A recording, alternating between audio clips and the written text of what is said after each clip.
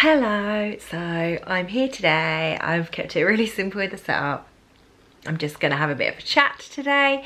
This is a video that I meant to film like 6 months ago when Wilder was tiny and new, but I haven't, and I'm gonna sit down and do it today. Before I get stuck into it, I'm gonna be talking through Wilder's birth story today. If you have not already seen his birth story video, that is up on here, so that kind of in a nutshell tells the story of his arrival. But I think probably if you watch that and you know a little about what happened, there is an awful lot that just wasn't caught on camera at the time, just because of the nature of the way things went down during his birth. So I wanted to sit down and kind of talk it through in a little bit more detail, because I had lots of people asking about it, because it was slightly bonkers, shall we say. So if you haven't already watched the kind of arty, pretty in a nutshell version, like the kind of bite-sized version of the birth story, I would recommend that you give that a watch, and I'll pop the link to that in the description. But today I'm going to kind of talk through it in a bit more detail. So where do I start?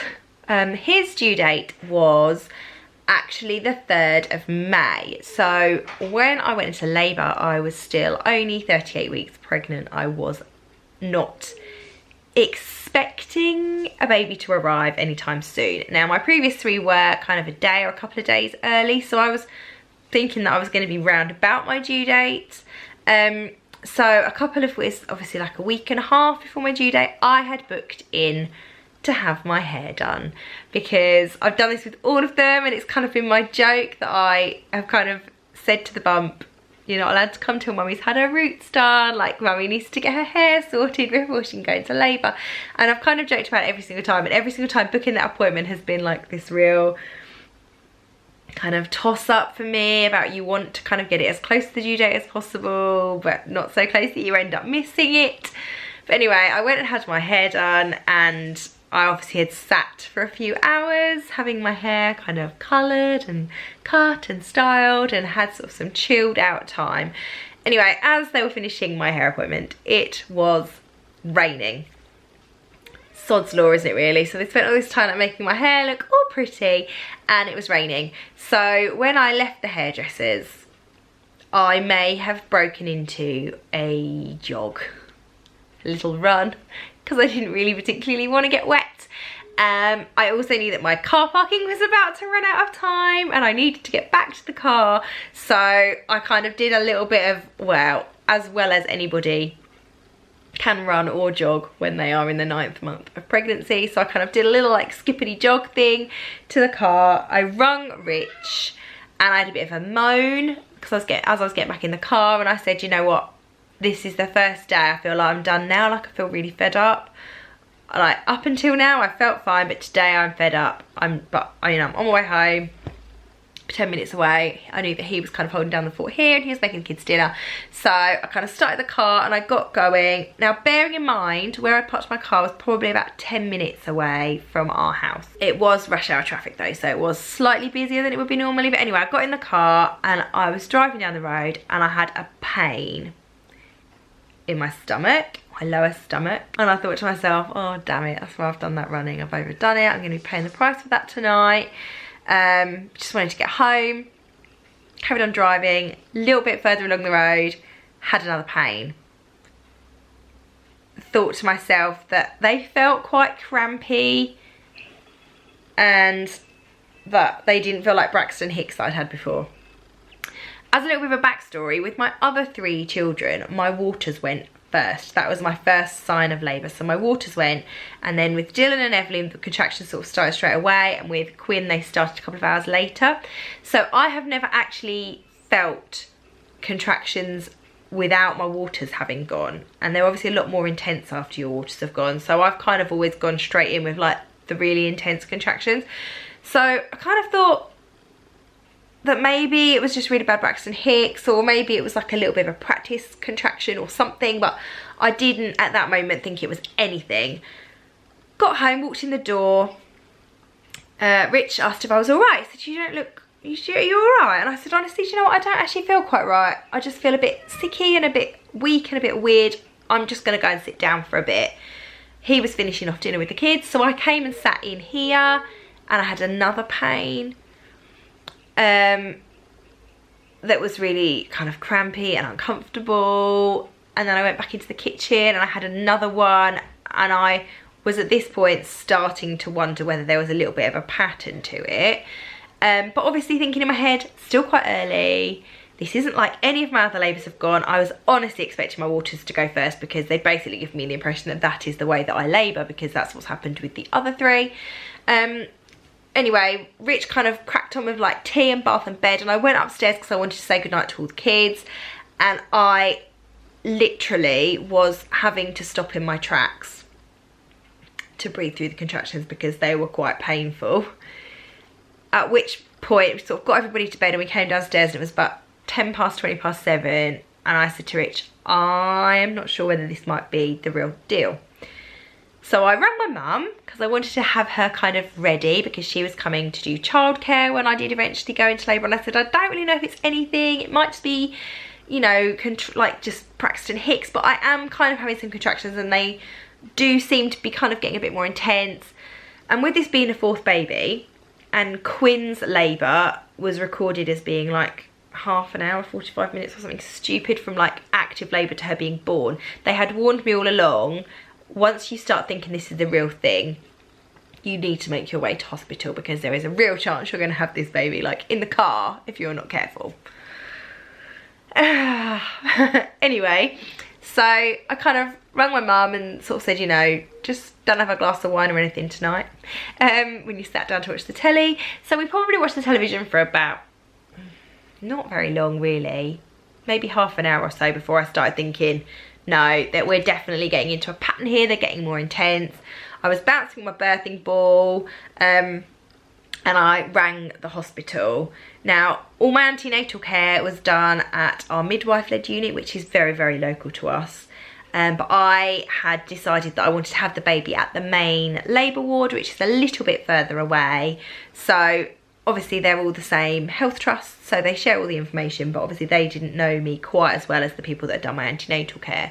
So I rang them and I said, you know, I don't really think it's anything yet, but this is my 4th baby and my 3rd one came really quickly, and I'm just not really sure if this is the real thing or not. And you know, everybody has said that I really need to come in really quickly, and they were like, come in, we'll check you out. We're really busy in the hospital at the moment, but come up, we'll check you over. See how we go. So my mum came over, we headed out in the car. I think we left here, oh, I'll have to double check. I can't remember exactly what time, but there is a video clip from the birth video that shows us in the car that has got the clock in it. So it was 10 o'clock-ish, I want to say about 10 o'clock, we headed off to hospital.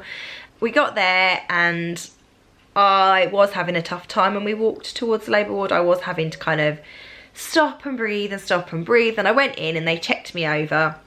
Could see baby fine on the monitor, could see that I was contracting, checked me and I was only 2 centimetres. They were like, maybe you'll have this baby tonight, maybe tomorrow, but you know, go home, get some rest. Nothing's happening, you know, imminently. They said, you know, your previous one probably went fast because your waters went, but because your waters are still intact, you know, you've probably got a little while to go yet. No panic, you know, off you go. So we got ourselves together, and in all honesty, on the walk back from labour ward to the car, I did start to wonder whether things were going to happen quite quickly. It was markedly different just walking back to the car than it had been walking from the car. So, and I was really having to stop and breathe, and I'd got to this point, I should have known really, I was having to rock, and that was what I did with all of my labours. I would have to rock through contractions and find a rhythm that kind of helped me to kind of get through them.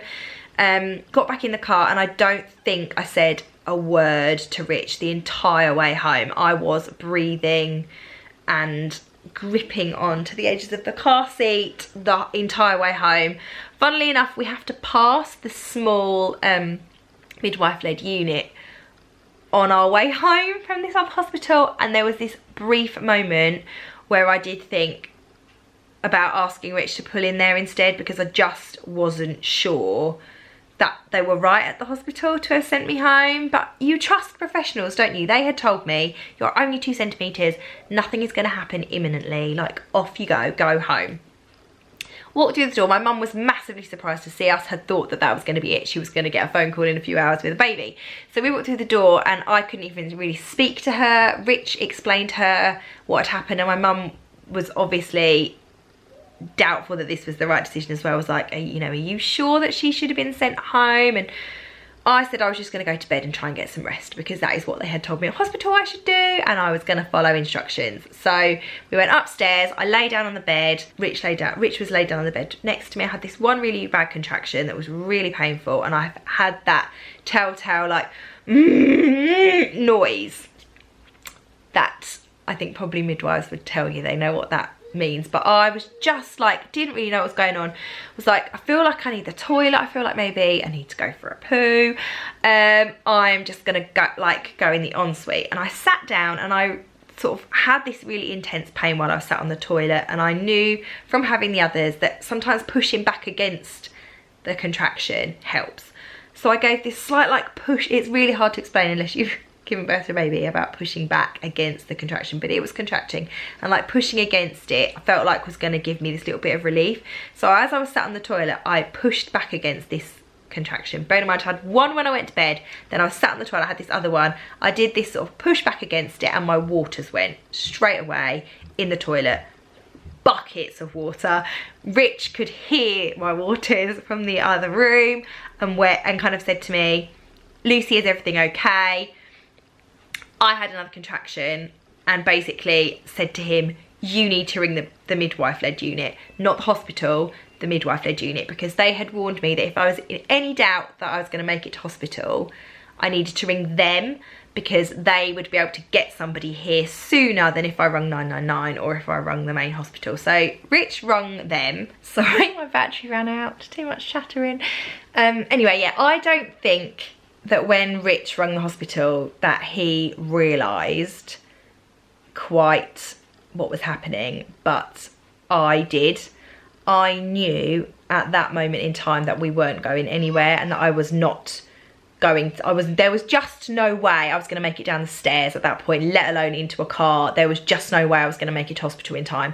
So I knew instinctively that Rich just needed to get a midwife to me. He needed to call the hospital and they would get an on-call midwife out to me for a home birth.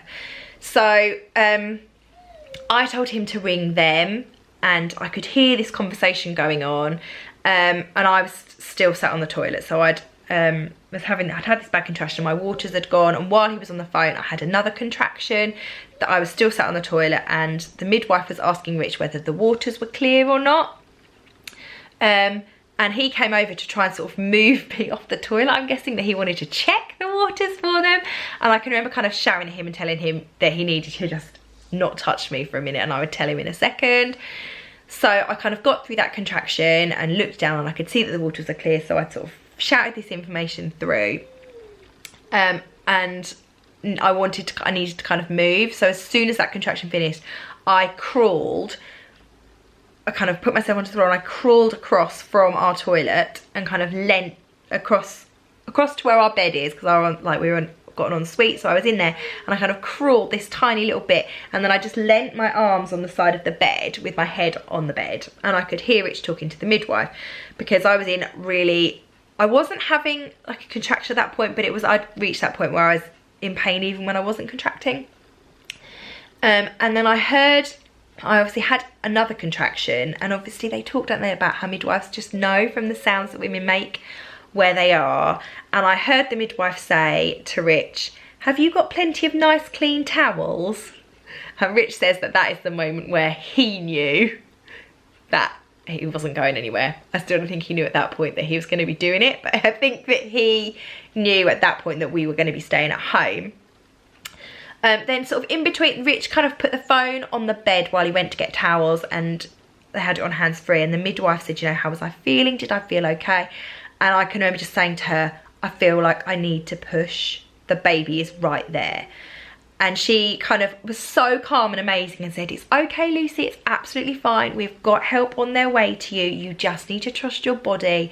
Like, bearing in mind this woman couldn't see what was happening, couldn't see what the setup was at home, you know, didn't have, like, I had all my notes, like, she didn't know anything about me, and she was just amazing on the phone. Rich came back with a load of towels, and there was some sort of conversation about the fact that they didn't know whether the midwife would get to us first or a paramedic, but that they had called for both, and could somebody get to open the front door. So Rich runs down the stairs, Lucy upstairs. I do this other really like intense contraction, and I know I'm at the point where there is the baby's head really low down. So Rich comes running back up the stairs, and I start saying, the baby's head's coming, the baby's head's coming. Bearing in mind, I've got off the toilet and I pulled my knickers back up because I'm an idiot. So then Rich is like, they're kind of saying, well, Richard, can you see the baby's head? Can you see the baby's head? Like, could you just check? And I'm like, I've still got my knickers on, and there is no way you're going to get these off of me right now because I'm in the middle of a contraction. So Rich is like trying to shimmy me. It's really amazing image. Like, Rich is, I'm contracting, like moaning and in quite a lot of pain by this point, on the bed, well, not on the bed, like on the floor, leaning on the bed. Rich is trying to pull my pants down so that he can check whether he can see a baby's head. And literally, as he's putting the pants down, I'm like, the baby's head is coming. The baby is coming right now. Now, around about this point, I hear my mum's voice say words to the effect of, is everything all right up here? Because I've completely forgotten the fact that my mum has made the decision that she's going to stay here in case we need to go off later in the night. So she's downstairs. We literally only, like, 3 contractions earlier kind of gone upstairs, and she's obviously heard Rich run down and open the front door, but she clearly wants to stay out of the way because she doesn't know what's going on. So she kind of peers ahead, and I just remember looking over, and at the top of our stairs I could see it. I could just see my mum's head like peering up over the top of the stairs. I was like, is there anything I could do? And Rich was like, no, it's all right. Like, he totally had it under control, bless him. It would have been so easy in that situation to go, you deal with her, she's your daughter. But he was like, no, like, can you keep an eye out for the paramedics? And I said that I was hot, so I asked for somebody to open the window. So I think my mum went and opened the window. And then I was, you know, Rich was saying, I can't see the head yet, I can't see the head yet. And then I had another contraction, and they could, I mean, again, those midwives, they can tell by the noises. And the midwife started saying to me on the phone, Lucy, pant, Lucy, pant, blow, don't push, don't push, don't push. So they could obviously tell that I was at that point where you're crowning, and they obviously don't want you to push because they don't want you to tear, and they don't want it to happen too quickly. So I was sort of like panting and panting. I think my mum's like opening the window. Like, Rich is stood behind and is sort of like saying, sort of shouting out like, I can see the baby's head. And then they started asking questions about whether he could see any cord. Was the cord wrapped around the baby's head? He said he couldn't see, he didn't know. And they were saying, it doesn't matter, don't worry, don't panic. But if, you know, you just need to check if you can see, like. And then they said something along the lines of to Rich, like, with the next contraction, Lucy's going to have the baby. You need to be ready to guide the baby out. Which Rich clearly took as, you're gonna pull this baby out. So Rich then obviously puts his hands on the baby's head, which is obviously still attached to a body that is inside me. And I don't think I've ever shouted at him that I was like, get off, because he was obviously just slightly moving the baby's head, which was slightly moving the baby, which honestly was the most horrendous thing ever.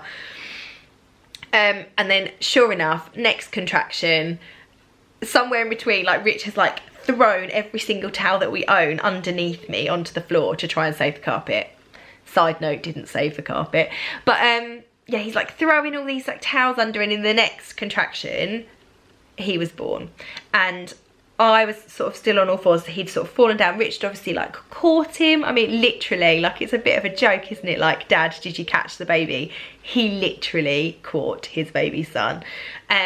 Then I think my mum kind of walked round, and she was sort of stood there, and they were rubbing him down, but I didn't hear him cry straight away. So I was going, is he crying? Is he crying? Is he okay? And my mum was going, but Lucy, you've got a boy. And it was like, I know, I've known for months I was having a boy. I just didn't tell anybody. Is he crying? Is everything all right? And I kind of pulled my top off because I was very conscious of the fact that we weren't in hospital, we didn't have anybody with us, and I just needed to do skin to skin. It was like this primal thing. I haven't really done particularly skin to skin with any of the others, but I had this, like, I needed him on me. I was really worried about him being cold. I wanted to keep him safe. There wasn't anybody there. Like, I was at no point do I recall feeling afraid. I felt like I was just in the zone and I was going to do what I was going to do, but I wanted him. So I kind of pulled my top up and kind of held him onto my, like, onto as much skin as I could, and then we kind of like wrapped towels around, and I could still hear the midwife on the phone, and she's sort of saying, well done Lucy, is baby breathing, is everything okay? And you know, they're going, just wait, the midwife is going to be with you really, really soon, don't panic. Like, they were amazing on the phone, like talking us through the whole thing. And she was like, I'm not coming off this phone until somebody is with you, you know. And we were kind of like, there was all this like haze of crazy, and I was just staring at this baby. He was like so alert straight away, like just staring at us. He didn't really cry, but just like, it was almost like he was going, what the hell just happened? Which is kind of quite apt, really.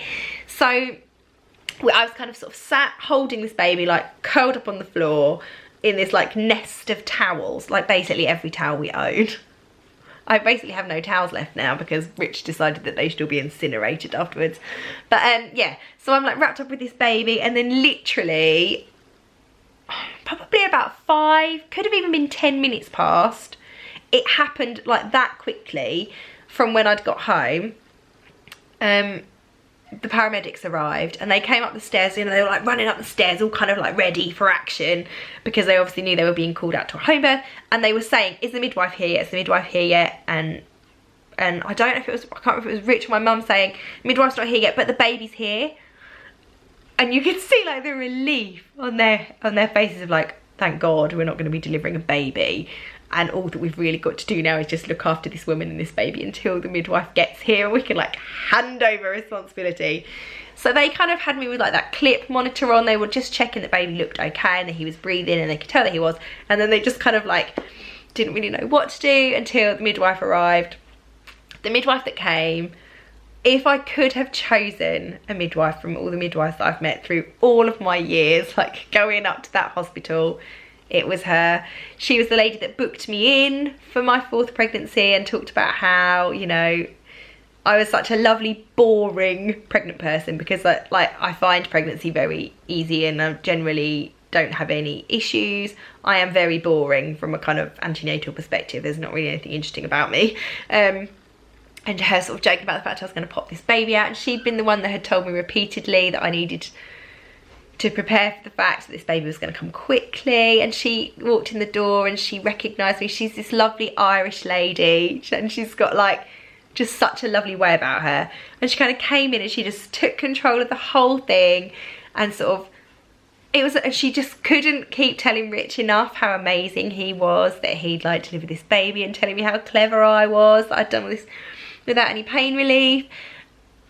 Yeah, she was fantastic. I mean, by the time that they finally kind of got me off of the floor and onto the bed, talk about kind of delivering the placenta, basically, by the time they moved me, because the ambulance crew didn't want to move me, I think they were obviously worried about the potential hemorrhage and they just didn't want me going anywhere until there was a midwife there.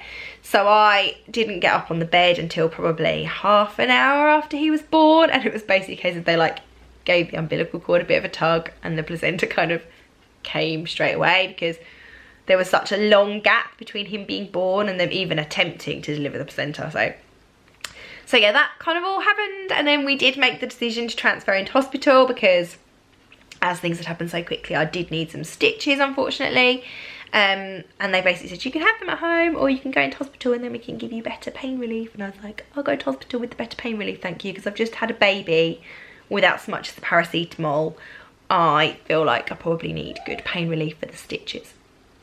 So they did transfer us into hospital in the ambulance so that they could kind of do all the newborn baby checks and check us all over and make sure everything was okay, and also just to give us that little bit of baby bubble time, I think, before kind of all the craziness happened with all the kids.